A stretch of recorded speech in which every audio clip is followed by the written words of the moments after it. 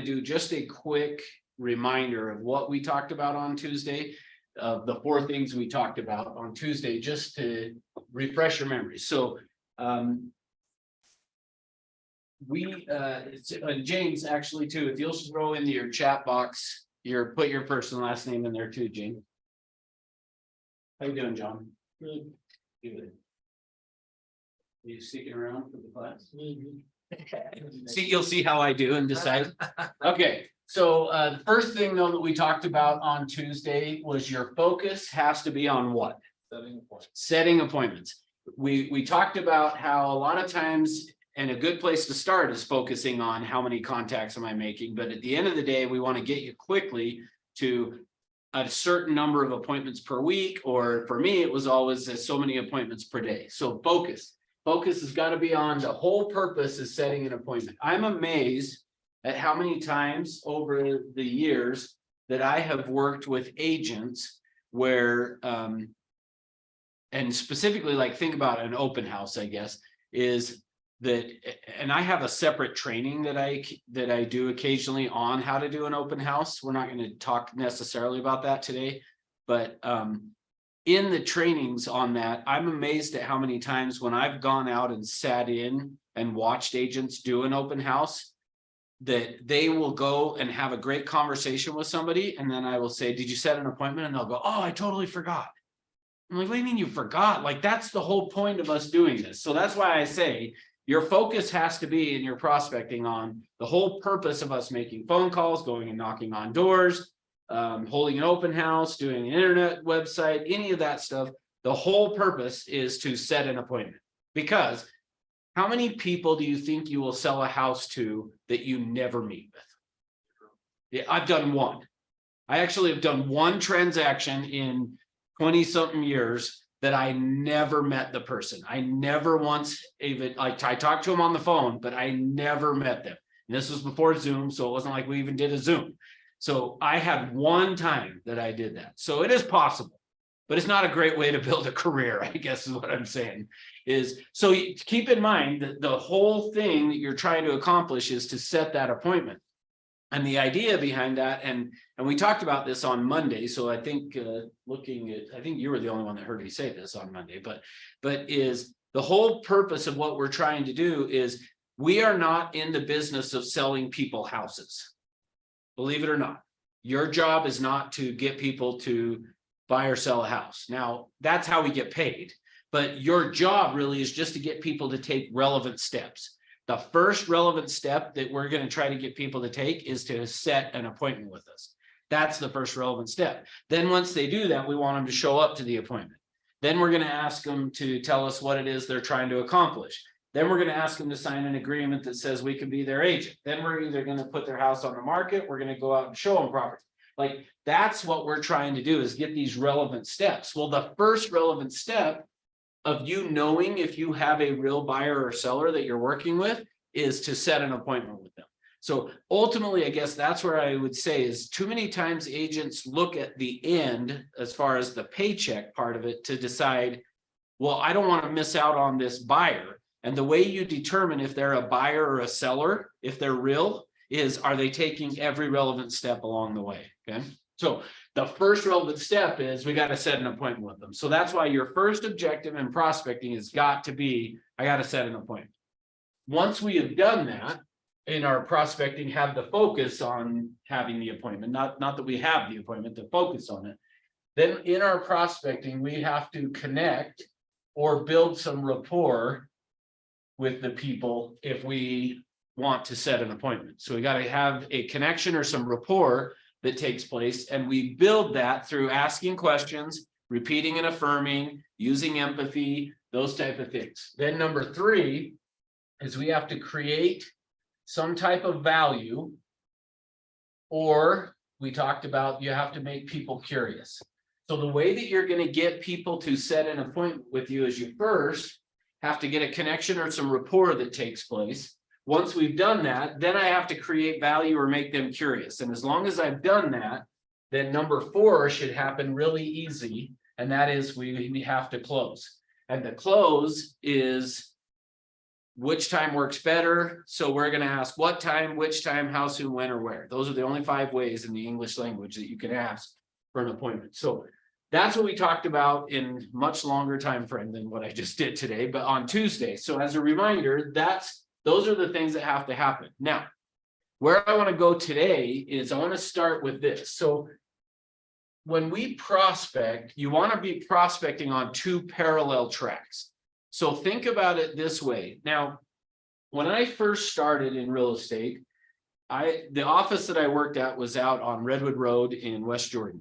And I remember going into the office and the manager giving me this tour, and then he walked me into a workroom that was not a whole lot smaller than this conference room, but it was, I mean, maybe 3/4 of the size, but along the top wall, the 3 of the walls in this workroom was this shelf that was probably about as high as where it says Relentless up here, that just all the way around the room where there was all these cassette tapes and VHS tapes and all these kinds of training videos or cassettes that you could listen to that were put out by real estate trainers.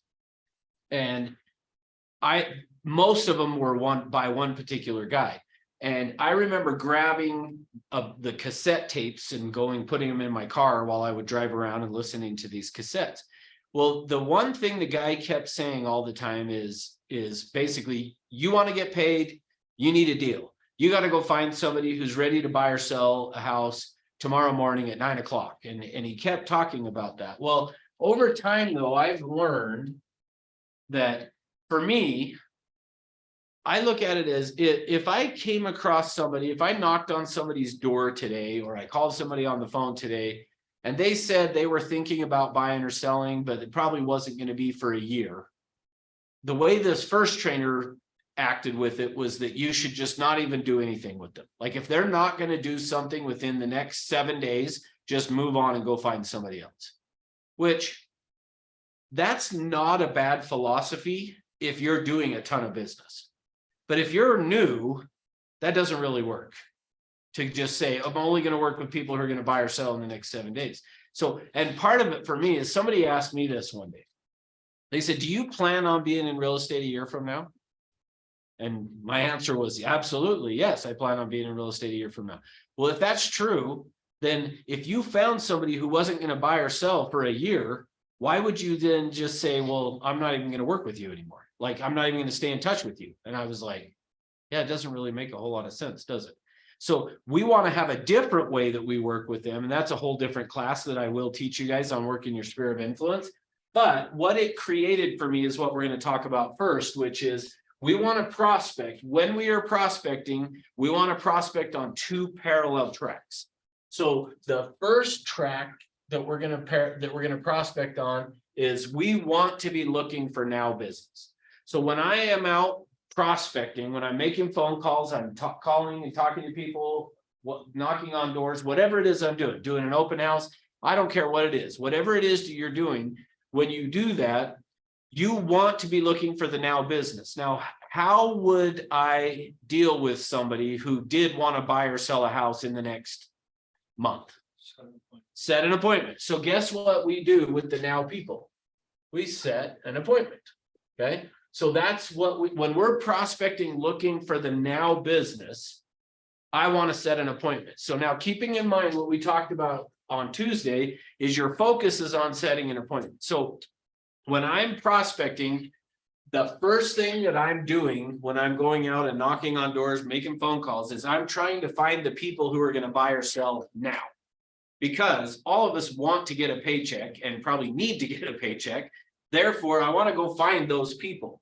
But along the way, you're going to come across people who are not ready to buy now, that what I'm going to refer to here as their future business.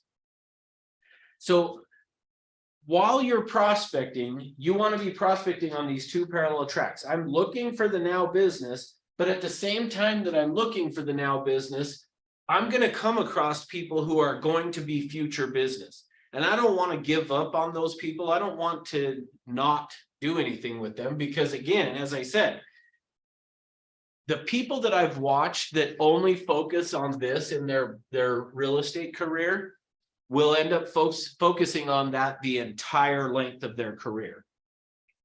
John. Well, and those that have an open mindset to the future business, that will actually be the majority of your transactions. Thank you. That is correct. Because then that's just it. That's what I'm saying is I have watched a lot of people come into this business over the years that I've been in it, and I've watched them come in and do a ton of business. The people who are focused solely on this, they come in and do a ton of business, but then they burn out and they fade away. Well, and from the script you teach on adding people to your SOI, using that script door knocking, if I door knock 10 hours a week, I can set 2 appointments for now business that I can get 20 total contacts. So that's 18 other contacts for future business. Yeah, that's just it. Is that, and that's part of what I'm wanting you guys to see from this is we want to prospect looking for the now business. So like, I want to be really clear. We want that our purpose of prospecting is initially, let me say it a different way.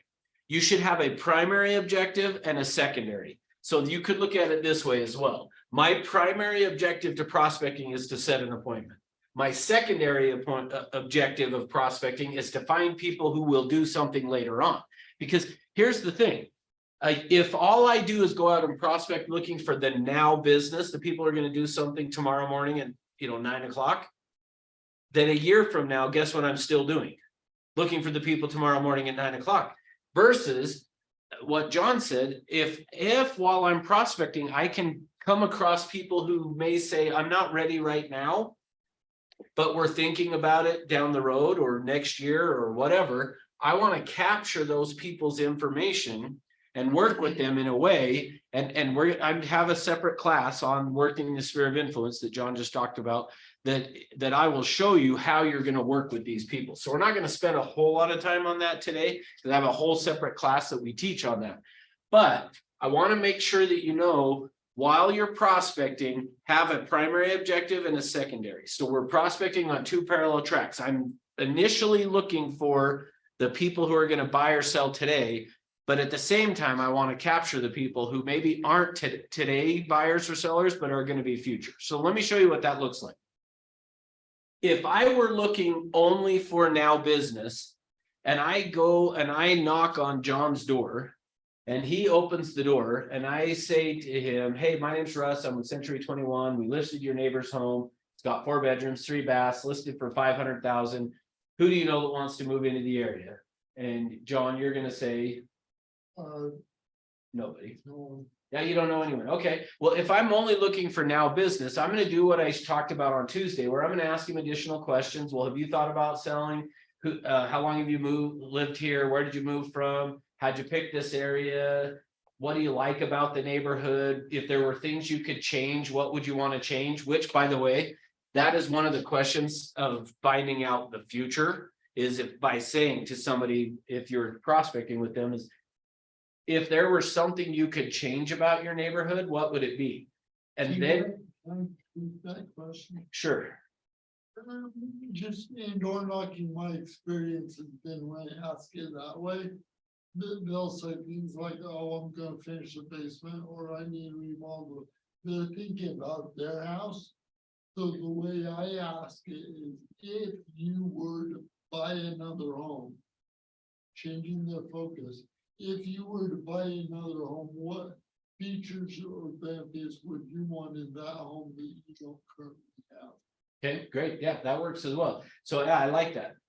Getting them focused on it. And the point being is you're planting a seed, which I'm going to come back to that in just a minute. We're going to come back to what he said, a version of that anyway, in just a few minutes. But if I'm only looking for the now business and the person says they're never going to do anything, then I would just be at that point, okay, great, let's move on to the next house. But if I'm looking for the future is when I'm going to start to ask those type of questions, because I know what we're going to talk about next, which is the buyer and seller cycle. So just keep in mind, When prospecting, you want to be focused on now and the future business at the same time. Okay, now here's why. So I shared with you guys on Tuesday, and I'm going to finish the story today. I shared with you guys on Tuesday, I went through that activities phase, the contacts phase, the appointments phase, and the transaction phase. And I had mentioned that I was surviving in real estate, but that was about it.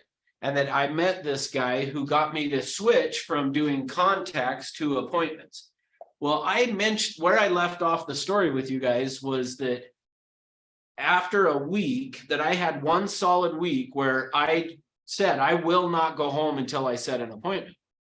Well, that week, every single day, I set an appointment in about 2 hours or less of prospecting, which I had been doing 4 to 5 hours before that.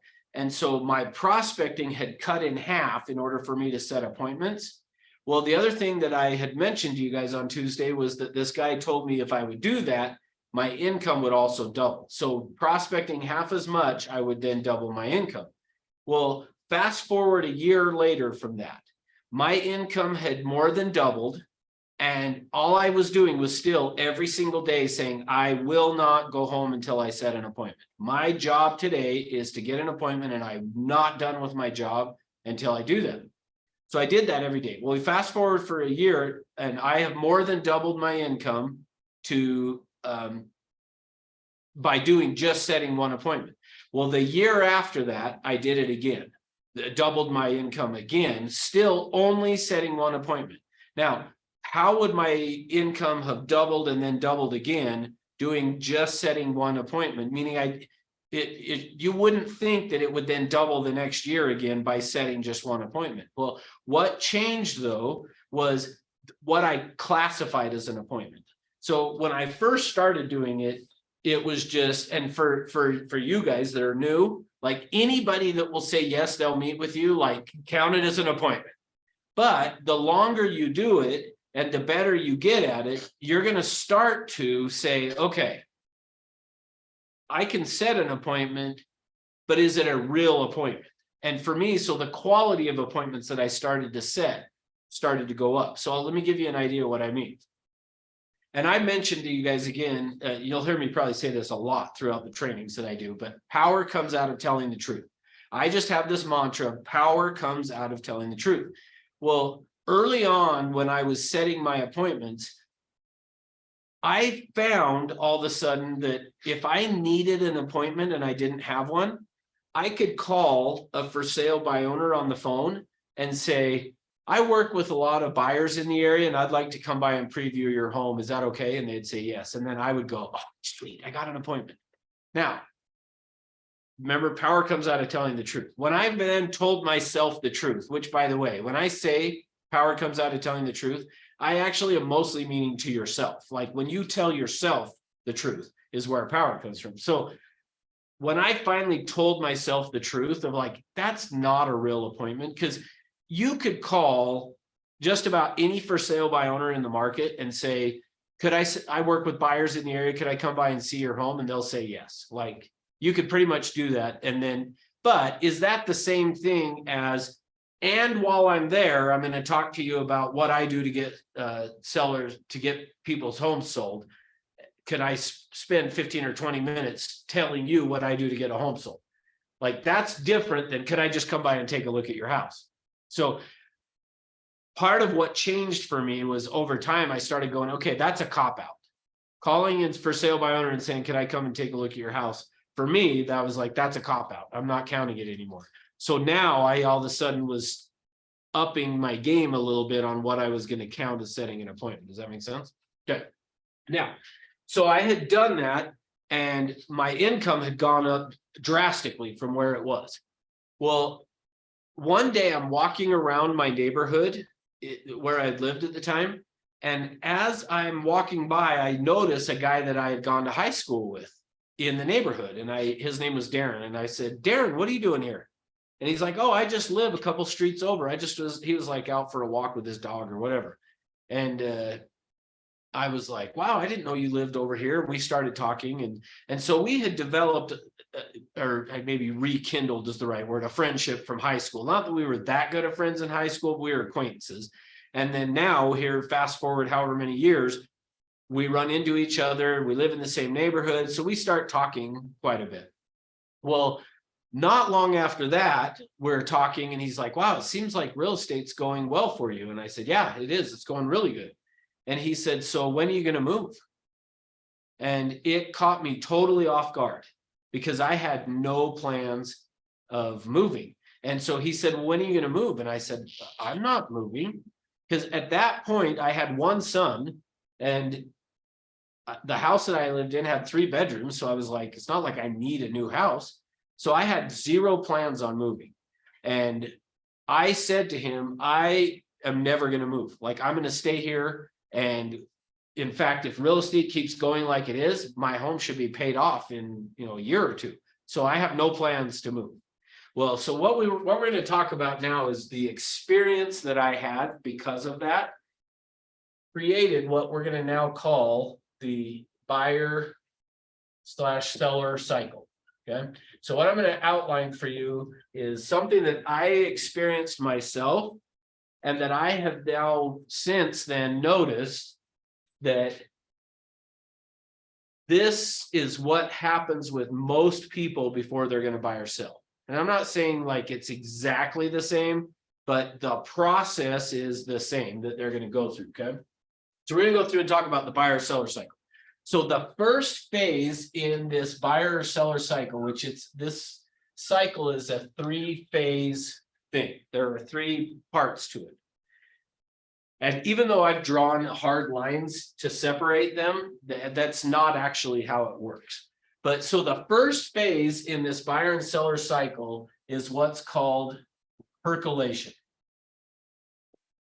What does percolation mean? Or when you hear percolating, what do you think about? Somebody on Zoom. Feel bad for you guys. Well, because of buying land and building in rural, you got to do a perk test. Okay. So it's the amount of time it takes in the perk test for water to pass the floor. Okay. So basically, a time period of the process. Okay, good. And usually when I love where you went with that. Usually when I talk about percolation or percolating, people will think of coffee. If coffee is percolating, what does that mean? What is it doing? Brewing? Yeah. Yeah, it's filtering, it's brewing. Think of it that way. So that's why I call this phase percolation, is because what's going on, and really to tie it back to even what John was saying, was with the water passing through the soil. It's the idea of that is under the surface. What is going on under the surface? And that's why I call this percolation is the first phase. So now here's the thing. I did not realize this at the time. I wish I would have realized how profound this was going to be for me, because I would have taken really good notes of this whole process. But I actually didn't figure all this out till after all this happened. Okay. But looking back on it and thinking back through it, and then now watching other people go through it, I have learned the first phase that somebody goes through before they're going to buy or sell is this percolation phase, and it's going on under the surface. Okay. Now, and here's what I mean by that. So my friend Darren asked me, so, hey, so, I assume since you're doing well in real estate, you're going to be moving. And I said, no plans to move. Now, that was truly where I was at. But if you fast forward a year from the day he asked me, and maybe it might not have been exactly a year, but approximately a year from the day he asked me, when are you going to move? I moved. But when he asked me, I said, there's no plans to move. Okay. Now, after that, what happened was this. So the home that I lived in was out just off 6200 south and 5600 west. Okay, so we had built this starter home out there. Well, I just mentioned to you guys earlier, the office that I was working at in real estate was 7800 south and Redwood Road.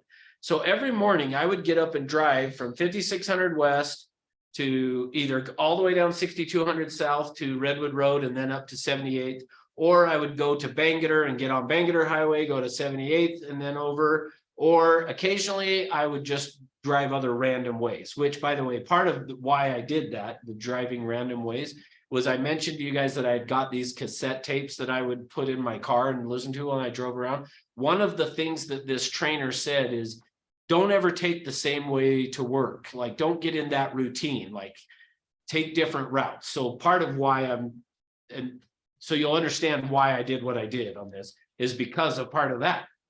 So anyway, not long after this guy asked me, when are you going to move? I'm driving down 6200 south and I'm almost to Bangerter Highway. And if you're familiar at all during quote unquote rush hour time of day along 6200 south, like I get stuck in traffic. And I remember sitting there and this thought came to my mind. If I ever do move, it is going to be east of Bangerter Highway because I don't want to have to deal with this traffic. Now, I didn't realize it at the time, but that's percolation. Is I just was driving along, got stuck in the traffic and was just like, well, if I ever were to move, I would be going east of Bangerter Highway. So now let me tie that back to John's question of, if you ever were to move, what things would you want differently, or however, I don't remember how you worded it exactly, but if you were to buy another home, what features or benefits would you want in that home that you don't currently have? And the reason why I asked that question comes from a whole nother training view. Because when people buy homes, they have 2 to 3 features or benefits they want. that's right. So I know when I ask that question, if I did, anytime I can get 2 to 3, I will set an appointment 70 to 80% of the time. That's awesome. Yeah, that's a very good point that he's bringing up there. And so I will, in the needs analysis class, when I teach you that one, I'll explain what he's talking about there. So, but here's the key thing. By asking that question that way, think of it as planting a seed. You're planting a seed that we hope is going to take root and start to grow. Well, that's what happened when my friend asked me, so when are you going to be moving? And I said, I'm not moving. Think of it as that was the seed that was planted. And then really for me, where I feel like it took root was the day I was driving on 6200 south and said, well, if I ever do move, it's going to be east of Bangerter Highway. There's one benefit. There's a benefit. Yep. So, but keep in mind, that's percolation. That's what percolation is in this process. So then what happens is, not long after that, I'm driving and I go past Bangerter Highway. Now, and when I say not long after that, this is probably weeks or days, I don't know. But I'm driving down 6200 south. I go past Bangerter Highway and I decide that I'm going to turn onto 2700 west to go down to like 70th to then go, like I'm trying to change up how I was driving based on what this trainer had said to do.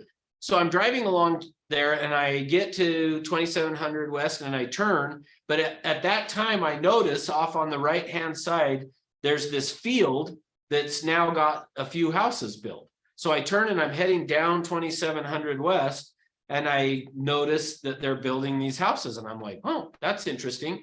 So I didn't decide at that day, but not long after that I decide to drive through. Well, I drive through and notice that like they're building these nice houses. It's got this big park that's going to have a swimming pool, and all of this stuff again is just percolation. Okay, but I'm noticing this. So then the next time I'm in the car with my wife and we're driving down 6200 and we get to between 32nd West and 27th West, I say to my wife, did you notice this new subdivision being built over here? And she's like, Oh, no, I didn't. I'm like, oh yeah, you gotta see it. So I turn and I drive through and I'm like, look, and it's got this park and these playground and the pools and blah, blah, blah. And she was like, oh, that's cool. And then we just continued wherever we were going. Again, this is all percolation. Now, and here's the key thing I want to make sure you guys understand. When someone is in percolation, if you were to go knock on their door or you call them on the phone and you ask them, when do you plan on moving? Their answer is going to be, I'm not. Like I still would have said, no plans to move. Go ahead. Are you gonna say? Oh, okay. So I would have still said to you, I am not moving, even though I now have my eye on this new neighborhood. But again, this is all at an unconscious level, meaning it's all under the surface. I wasn't consciously planning on moving. And so what happened is I continued to drive to work and I would continue to drive through that neighborhood and just swing by and see how the progress was going. Well, one day I noticed there's a model home done. So the next time I'm in the car with my wife, I go, hey, they now have a model home. Do you want to go take a look at the model home? And she's like, sure. So we drive in, park, get out of the car. We go walking up, we open the door, we go in, the model home agent is there and she welcomes us in. And guess what I said to her when we walk in the door? We're just here to look. Yeah, a version of that. Because I'm an agent, what I said was, here's my business card. I'm a realtor. I just want to keep up on the inventory. I want to be aware of what you have so that I can then go and tell my clients about it. So again, the reason we do that is because we don't want to be bugged by an agent, right? So this is still percolation, but what I learned after that is I had then now started to move into the next phase. The next phase in this process is what we call information gathering. Guess what they do during the information gathering phase? And don't think too hard. Take your name and number. Yeah, they gather information. Yeah, that's why in highly technical term there. So it's basically we go from just thinking about it to actually now getting some information. So again, I didn't realize this is what was happening as it happened, but I walked into this model home and what happened is I was moving into information gathering without realizing I was even doing it. So we walk in, I give the lady the card. She says, feel free to walk around. My wife and I walk around and we're like, we really like this house. Like, I really like this. So we go down to the office there in the model home. And I asked the agent, so do you have any properties that are on a cul-de-sac? And she said, yeah, we've got one we got this cul-de-sac over here. And she tells me about it. And we just go, okay, well, that's great. Thanks. And we leave. And my wife and I then start to talk about, hey, what would you think about? Like, should we do this? Should we not? And all along, this is like information gathering, because now we're starting to try to figure out, do you think we can afford it? And, you know, what would we want to do to the house? All those kinds of things is the information gathering phase. So fast forward, I don't know how long, again, this is where I wish I would have known what was going on. I would have kept a better journal or written a journal on this of like, here's how it worked for us. But what ended up happening is we eventually go back and put money down on that lot. After we put money down on the lot, we left. And a couple days later, we had the buyer's remorse. And I called the agent, was like, you know what? Which actually, by the way, this is kind of a side note, but the agent actually got in the way of us doing the deal initially. And maybe she didn't really, maybe she was our excuse, but we ended up canceling that. We had put money down on a lot and then we called a few days later and canceled it. But why I did though, was while we were there and we put the money down to hold the lot while we were going to think about it, the agent said to me, oh, you're going to love this. And she made this comment, and no offense if you live on the east side, but she said to us, I have lived on the east side my entire life and I would be willing to live in this neighborhood. Well, I grew up, I'm totally a West Sider. Like I graduated from Cypress High School. You don't get any further west than, you know, so when she said, I've lived on the east side my entire life, but I would be willing to live in this neighborhood, I didn't say anything, but I was a little offended because I was like, well, if that's who lives in this neighborhood, I don't want to live in the neighborhood with people that are snobby like that. But I didn't say anything. But then the thing that she did that really scared us off was she started telling us, based on the lot that we had, she said, your next door neighbor here is a doctor. The other neighbor on this side is a dentist, and your neighbor that's across the cul-de-sac is a doctor. And my wife and I left, and in my mind, doctors were like old men. And, you know, this was 20 years ago. So in my mind, I'm like, doctors are like just old. And so if we move in, like, we're going to just be surrounded by these old people. Like, we're not going to have any kids our age, or the age of our kids, which at that point, my wife was pregnant with our second, and I had one son. But I'm like, we're not going to fit in.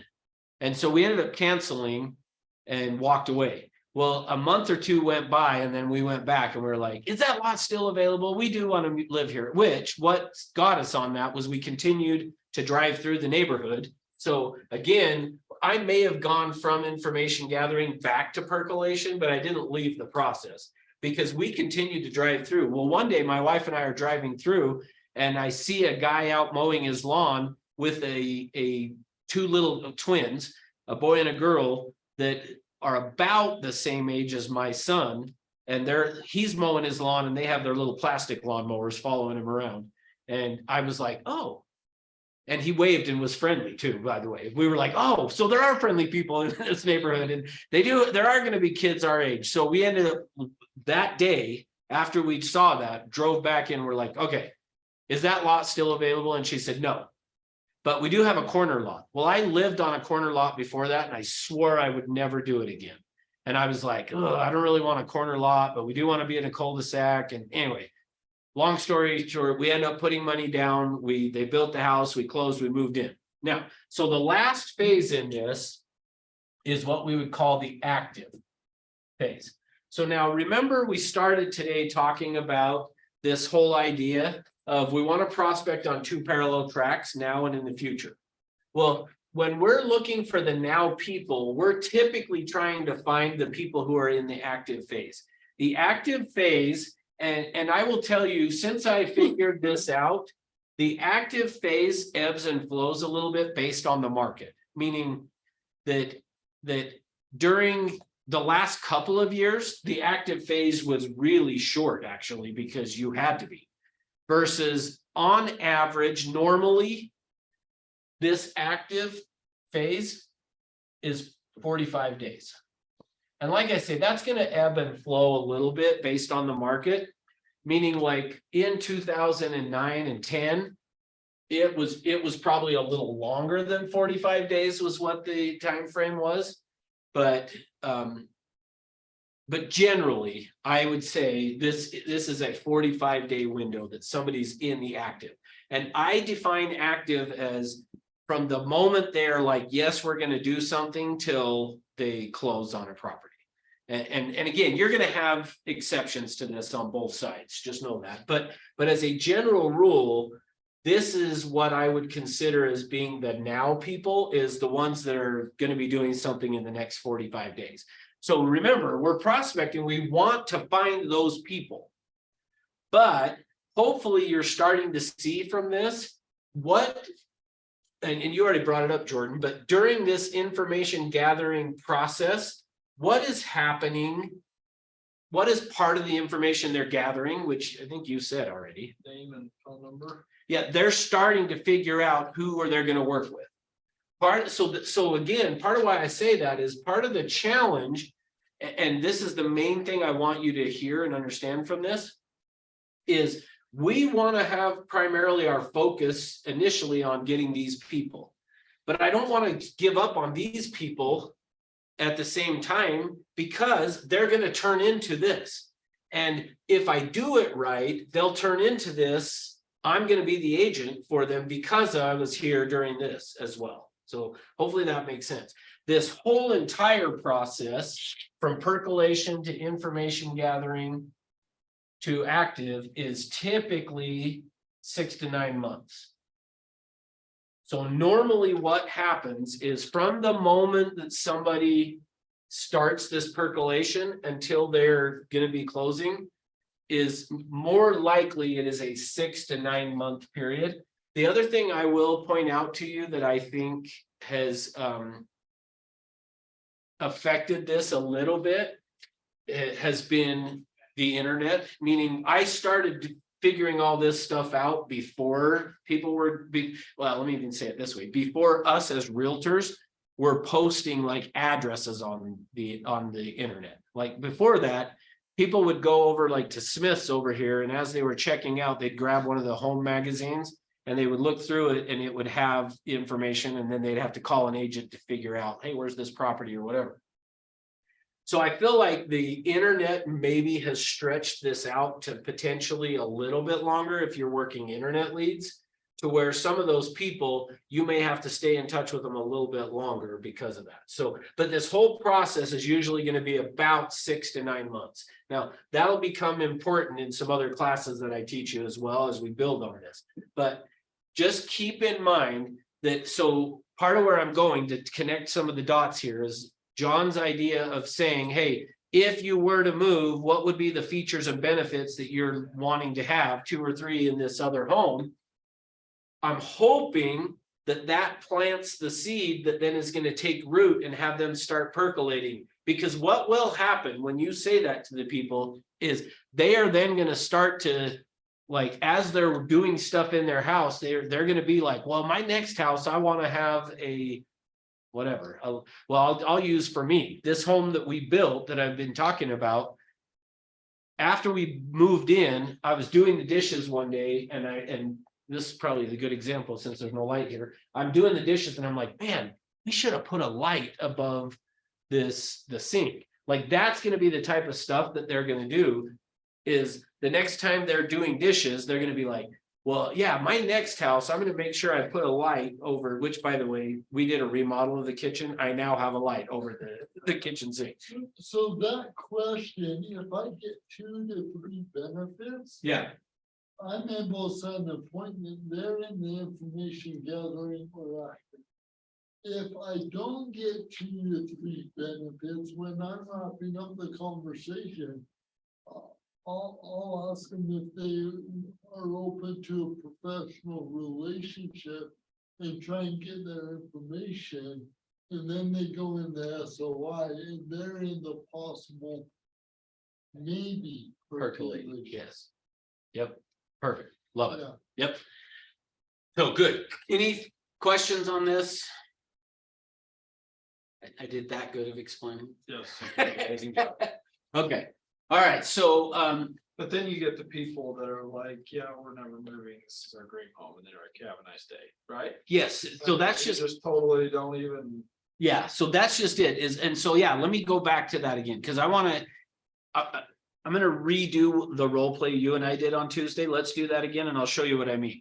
So if I'm knocking on somebody's door, I call them on the phone and I'm gonna say, hey, we just listed so-and-so's home. Who do you know that wants to move into the area? Nobody. Okay, well, have you thought about buying or selling? No. How long have you lived at this address? 10 years. Oh, 10 years, that's great. Where'd you move from? Davis County. Davis County to here. What brought you here? You know, I'm gonna do all that. Then I'm gonna say, well, if you were to move, where would you go next?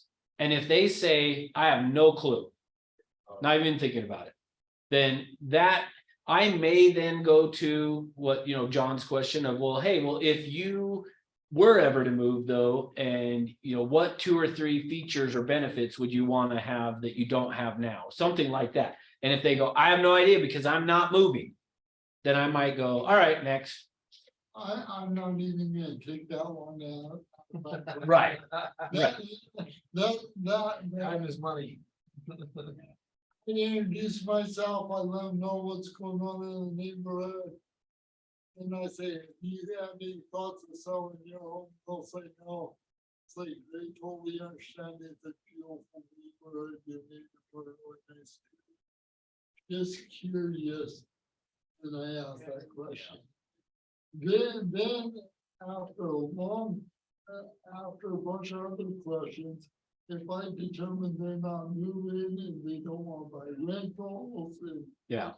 they don't have any family or friends, I may have asked them their name earlier in the conversation, whether I have or not. I'll say, hey, remind me your name, and they'll tell me.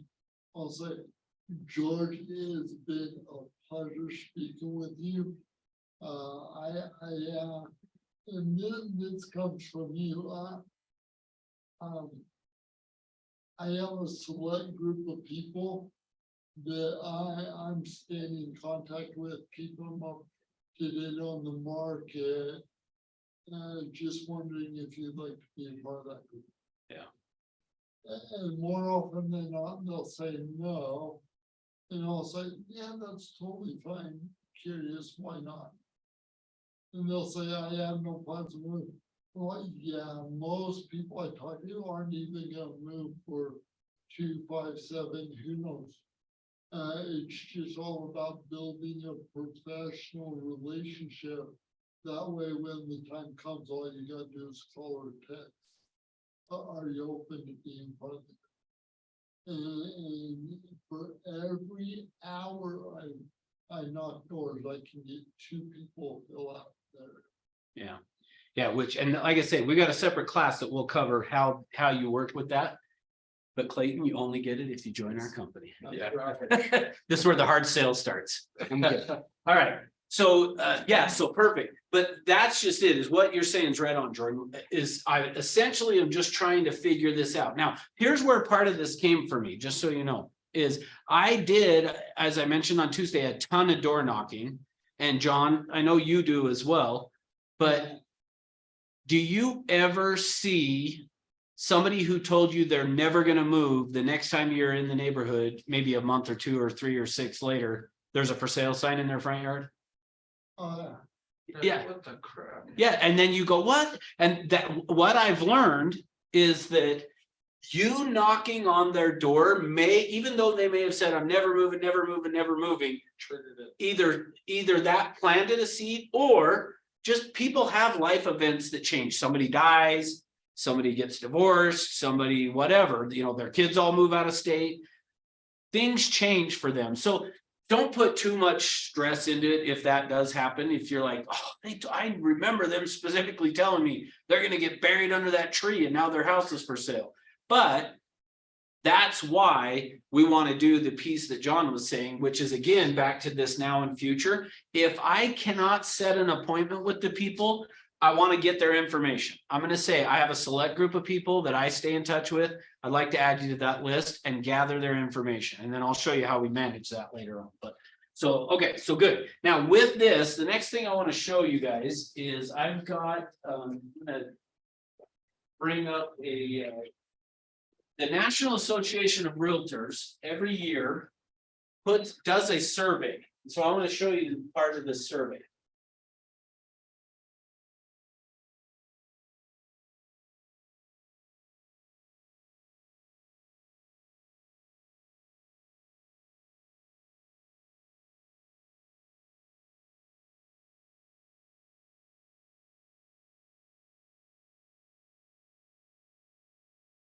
All right. I'm gonna shut off the lights, not that you can tell. Okay. So every year, the National Association of Realtors does a survey of home buyers and sellers.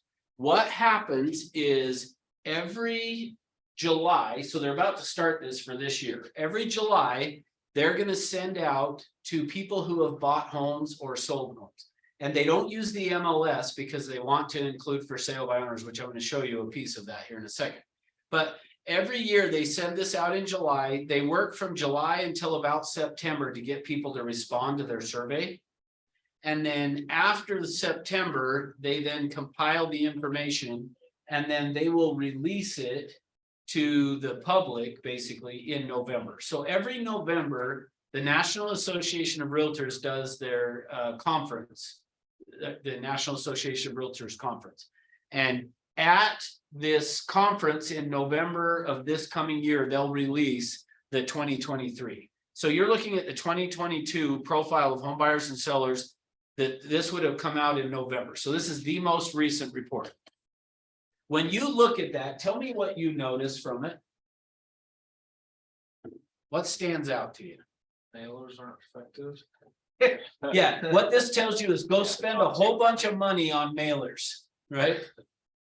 But your SOI is far outweighs number one. Yeah, so far and away, your referred buyer is a friend, neighbor, or relatives 36% of the time for all sellers. But then notice use the agent previously is 27%. So you add those two together, you're what, 63%. So almost 2/3 of the time, the way people are choosing their agent as far as who's gonna help them sell their home is either a friend, neighbor, relative, or a past client. Which is why I say we want to capture their information so that we can create for them to become this friend, neighbor, or relative, or that they might even look at us as being their agent, you know, but just keep in mind, this is sellers. Okay, this is how sellers chose their agent. Look at use the agent previously to buy or sell. Only 1 out of 4 people who sells their house uses the agent who helped them buy it. Why? That's right. They don't stay in touch. So here's one of the things I'm going to recommend for you guys. When you are working with a seller, the agent who brings the buyer, after the transaction's over, stop by a week or two afterwards, knock on the door and just say, hey, I just want to, you know, I'm the agent that was the listing agent. Just want to make sure you guys, everything's going good for you. You can adopt the buyer of that listing as and add them to, hey, I've got a select group of people that I stay in touch with.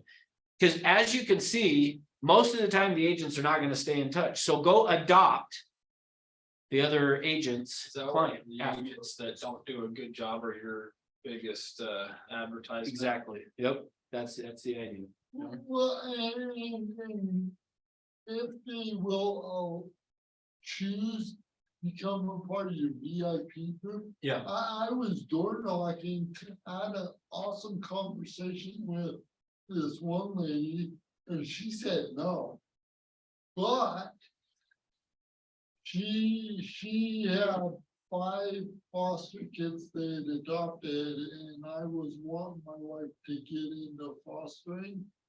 And so we talked about that for a while, and I said, you know, it'd really be good to stay in contact. And then she gave me all her information, and I followed up just if she was in my SOI. And it's about a year or a year and a half later, I call her and she's like, did you get the email I just sent you? Well, what did it say? Oh, we want to buy a home. So. But to be fair, you were interested in Oh, yeah. fostering and Yeah, they do, yeah. you do, so. We do. That, Yeah, yes. he does. So like, I don't want to, I just, Truth-telling. yeah, I was gonna say, there's the power Yes, comes out of, don't say that if it's not true, I guess what I'm saying. So, Right. yeah. So, no. Look at something on their wall that. Yeah. Oh, I wanted to get into that. She's been a great resource and an inspiration to my wife and I, so. Yeah. But yeah, it's a perfect example. So, okay, so here's the other thing that I want, because this is where we're gonna go next and what we're talking about is what happens after that though? So your top 2 is referred buyers or friend, neighbor, or relative, use the agent previously, then what happens? They're the percentages. Drop off a lot. Yeah, so here's the key thing. So the next piece, well, actually, let me do the buyers, then we'll do that. And I know you gotta go, Jordan, so I'll try to be quick on this part. But feel free to go when you need to. So this is how the buyers found their agent. So when you look at this, now what do you notice? Yeah, still the same thing. 38% is referred by as a friend, neighbor, relative. So here's the thing. If you are not working your sphere of influence, hopefully this tells you, I got to start doing it because that's where the majority of business is going to come from. And if you don't have the sphere of influence, then I'm going to teach you in the SOI class, if you join our company, Clayton. Well, I mean, like I said, previous agent, you might as well add that to the top one. Yes, So. agreed. So now you're at 50%. Yeah. But that doesn't mean anything if you're a brand new agent. Right. other than, Well, you- that- As a brand new agent, you could erase that whole lot. well, because you have SOI from you. but but he means the used I one mean- previously. I mean, He used used previously to buy or sell a home. But if you. Oh, you're meaning for other businesses. Business. Yeah, his problem is they're all dead. Yeah, all my people, I've already finished that all. I know, it's a joke. Okay, so, but here's the thing, just notice again, once we drop off of friends, neighbors, or relatives or past clients, it drops off. So here's the thing. The main thing I want you to get from this is the sources you use for prospecting. What you don't want to do is be all over the place. Number one thing you've got to work on and focus on is your sphere of influence. And if you don't have one, then create one and we'll teach you how to create it. But two is then pick outside of sphere of influence, one or two other ways you're going to prospect. I don't care what it is. And I'm going to give you some ideas here in a second, but choose one or two other ways in addition to SOI. So SOI is one, choose one or two other ways. Whether it's knocking on doors, making phone calls, for sale by owners, expireds, open houses, I don't care what it is, because you'll notice on here, they're all minor. So choose one or two others besides sphere of influence and then focus on it and get really, really good at it. Because once you get good at it, you'll start to get that. And I'll show you in the SOI class how you use all of these others to build your SOI. Okay, and we'll go through how you're going to do that. All right. Next, that I'm going to show you on here. Thank you for us. Yep. See you next week. Right. And on after tomorrow, second floor. Yes, sir. So, okay. So next chart that I want to show you. This is for sale by owners. So one of the things that I have heard my whole career people say is that 80%, well, actually the number I always heard is 88. 88% of all for sale by owners end up listing their home for sale. Well, I always tried to figure out where that number came from. And you will hear people say, according to NAR. So this report you're looking at is the according to NAR stuff. So anything time somebody says according to NAR and then fill in the blank, it's either in this survey, they do two different surveys, one of agents and one of buyers and sellers. So anytime somebody says to you, according to NAR, you should be able to find it in either the profile of home buyers and sellers or their membership survey. Well, I've heard people say, according to NAR, 88% of home buyers or for sale by owners will end up listing their home for sale. Well, I have tried to find where it says that, and I've never been able to find it. This is the closest thing, and this is actually what I think people use for that, even though that is not what this says. So the report you're looking at here, which let me hide this so that maybe you guys in here can see. Yeah, there you go. What you're looking at here is the for sale by owner and agent assisted sales. So what this report actually is saying is that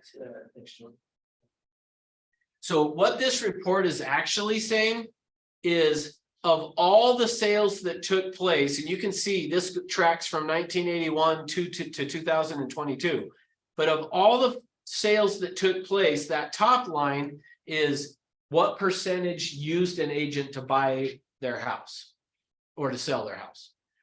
The middle line is the for sale by owner line, and then the bottom line is just other, which I don't know what else it would be. I don't know what other. I guess, I don't know, but it's other. So you'll notice though, that what happened, I remember in 2003, I bought this report since 2003, and you'll notice here in 2003, you can see 14% of all homes that sold were a for sale by owner. What that basically means is out of every 100 houses that sold, 14 of them were a for sale by owner, which I don't know about you, but that shocked me when I first started seeing that, because I didn't feel like there were that many for sale by owners that actually sold on their own, but that is what it was. Well, I remember 2003 people saying the invention of the internet is going to do away with travel agents, real estate agents. And in fact, I even remember, so I mentioned to you guys that in the circle that I live in, there's 2 doctors and a dentist, in which I left this part of the story out. When we moved in, they're all our age. Like they all had just finished medical school and had kids that were slightly older than ours, or the same age or even younger. But I remember going to one of those doctors, which both of the doctors are actually OBGYNs. And so I jokingly, if I ever need a doctor thing, I go to one of them first. So I always joke that I have my own gynecologist. Although that's probably not as funny in today's world. As it used to be, but anyway. So I remember going to him though, the one doctor that lives in my circle, and saying, aren't you worried because WebMD, like there's a website now called WebMD. And back then, this is what I was saying to him is there's a website called WebMD and like people aren't going to need to go to the doctor anymore. And he was like, you know what, we're finding actually just the opposite of that. And I was like, what do you mean? And he said, people go on there and they think they have some disease that's going to kill them. So they actually come to the doctor more because of WebMD than not going to the doctor. And I was like, oh, you're kidding. Well, I would say if you look at what happened since 2003, the number of people selling their home for sale by owner until last year just was declining.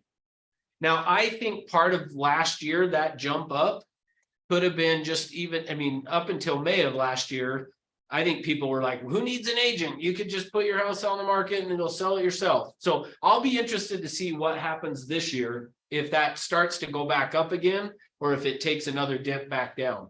But here's the key thing. I show you this for 2 reasons. One is to show that for sale by owners can sell their house on their own. So don't have this belief that they can't do it. The other piece that I want to show you though is the next chart of this about for sale by owners. Here's the second one. So this one, again, this is from the for sale by owner chapter of it, and it shows the median selling price of all sellers in 2022 was $330,000. Now that's across the country. This isn't just, Utah. This is for the whole country, the median sales price. Now, the reason they use median sales price is because if you use average, it could get skewed. So they use median as kind of, this is going to give us a better representation of what's going on. So the median selling price of all sellers is $330,000.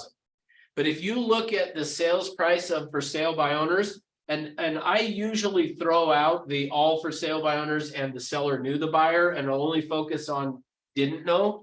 Because if somebody sells their house for sale by owner and they knew the buyer, they're probably going to give them a good deal. And clearly you can see that's what happens. But so if we focus on they did not know the buyer, it's $260,000. But then if you go over to agent assisted and you look at it and say, okay, the median sales price of a for sale by owner is $260,000, but the agent assisted is $345,000. What does that tell you? Market share. Get more out of an agent. Yeah. Now, but why do people sell their house for sale by owner? Why do they think They're going to save money. They think they're going to save the commission? But this report actually shows you they're going to actually end up with less money than if they listed with an agent. Now- Explain that last column on there. That's interesting. Yeah, that's not interesting. That, in that case, the agent represents the buyer, not the seller. well, I think on this one, this last column, the first physical, then with an agent. I've been, like I said, I buy this report every year. Typically, that number is in between this one and this one. Sorry, for you guys on Zoom, usually the first for sale by owner, then agent assisted is a number in between seller did not know the buyer and agent assisted or all agent assisted. It's usually in between those two. I kind of think that might be an anomaly for this year that it's lower because it generally is not. It's generally less than, which that's the other thing that I always want to point out is when you hear somebody say to you, we want to try it for sale by owner first, and if we can't get it sold, we'll list with you. you should immediately think back to this and be like, hold on. Let me tell you why that's not gonna be a good idea. And then show them this to show that you typically are gonna end up with less money. Now, why would it be? Why would it be that if somebody's first tried it for sale by owner and then list with an agent, that they wouldn't get a higher price? Information gathering stage. What do you mean? Because when people are information gathering, they're gonna see the price of what it is for sale by owner. And when they're ready Gotcha. to buy, Perfect. they're gonna see what it's listed for, and if that's too big of a difference, they're not in the market for your home. Okay, good. And I think even if nothing else, just know this, the longer that a property stays on the market, the lower it's gonna sell for. Right, And the proof of that is, which I won't do today, I'll do it some other time if you remind me, but I could prove to you that a home not on the market is worth more than one that would, meaning your house that you live in is worth more when it's not on the MLS or not on the market. Then it's the day you put it on the market, it goes down in value. And continues to go down in value the longer it's on the market. That's part of what happens of why trying it for sale by owner first, and then afterwards, the buyers for the area are driving around, and just what John said is they're figuring out prices and stuff, and most buyers are not going to go do a for sale by owner, because how much does it cost to use an agent to buy a house? nothing. Yeah, nothing really, right? Essentially nothing. That's not totally true, but essentially it's nothing. So why would somebody go buy a for sale by owner without an agent? If it doesn't cost you to use an agent, why would you go buy one without an agent? Right, You're going to do it because you want a deal. The only reason you're going to go do it. And so therefore, that's why they get beat up on their prices, or you're an experienced buyer that knows what you're doing and going to go, this maybe sounds bad. It's probably, I don't mean it, but almost take advantage of somebody who doesn't know what they're doing. If an experienced buyer, an investor is going to go in and be like, oh, well, and in fact, I watched an infomercial one time that talked about that said a way to get a good deal on a house is go find a for sale by owner, put them under contract, and then let them go make whatever plans they're going to make. And then you go try to pull the rug out from them last minute and tell them if they don't reduce the price, then you're just not going to buy it. And basically saying that's how you take advantage of it. This was just an infomercial on TV that I watched that I was like, that's crappy. But again, that shows the value of an agent. So anyway, all right.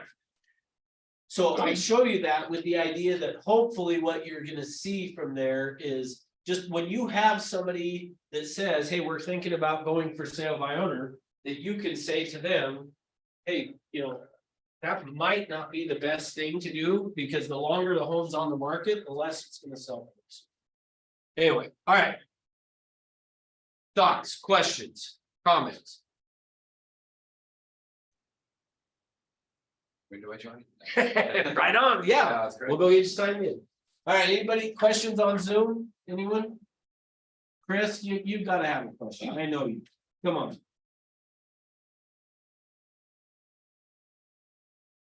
He's not paying attention. When's the SOI class? Good question. I gotta look that up. Like, I can't remember. As I was saying it, I was thinking I probably should have looked to see the date on it. So let me check here.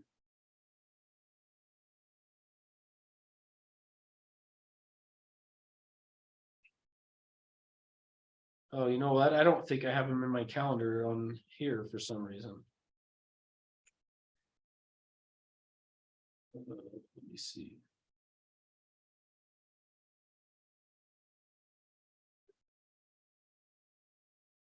I don't think, I must not have it in here, Mike. Oh, no, July 6th. I didn't realize it's that far out, but July 6th is when I've got it. Cool, thanks, man. Okay. All right. Well, thank you all for being here. So just a reminder, not that it matters for you guys on Zoom, but next week we'll be down on the second floor. So Maybe you'll hear me through the wall, Mike. You won't even have to zoom in. I'll be there in person then. All right. Yeah, exactly. Just through the wall. So anyway, starting on Tuesday next week, we will be in there, and it's the listing presentation class is what I'm doing Tuesday. So anyway. Okay, thanks, guys.